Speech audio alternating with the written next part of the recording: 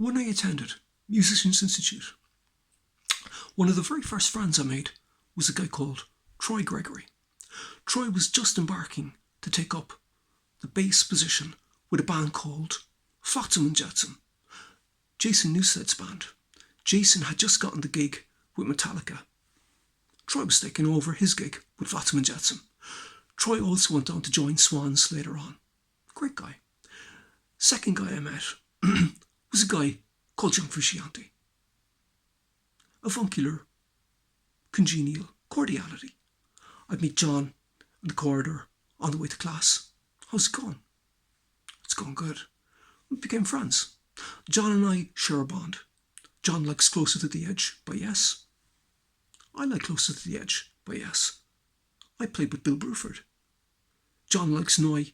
I love Noi. John likes La Dusseldorf. I like La Dusseldorf. I love Klaus Dinger. A lot of my solo stuff, the drumming, is influenced by Klaus Dinger. I must have known about 500, 600 people in Los Angeles. Loads of friends.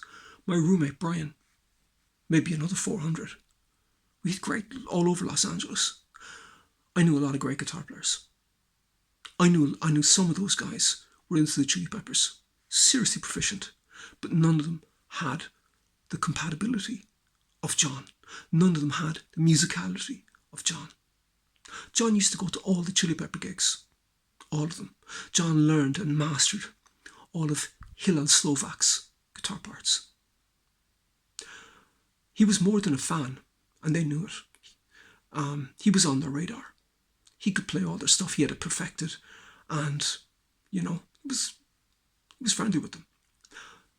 Now, the very place that he picked up the audition note from, I actually came across an ad. Two guys from Georgia looking for a guitar player. One of the guys, and I subsequently joined the band, but one of the guys in the band, his father was a partner to Angie Bowie. So, they were definitely, he was on the radar.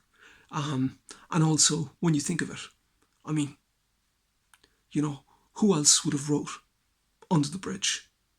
That was the song that propelled them to superstardom, and that's John Frusciante. John's been all over the world. He's played for millions of people. So it's kind of, for him to remember a kind of passing ship chum in Musicians Institute back in the day, I don't think he would. But when he got the gig, it was like everyone was a bolt from the blue. Everyone was like, what? Who is this guy? Who? And I said, I know him. You do? Yeah, I know him, yeah. And it was like, everybody was kind of, it was strange. But again, when I found out more and more and more that, he really did his homework. And there's an old saying, victory loves preparation.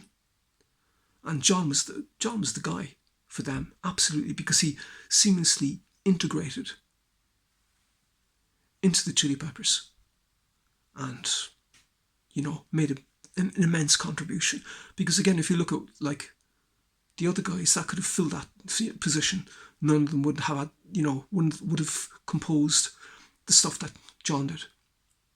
Incredible guy, brilliant guitar player. And John, well done. Here's looking at you, kid. Thank you for listening.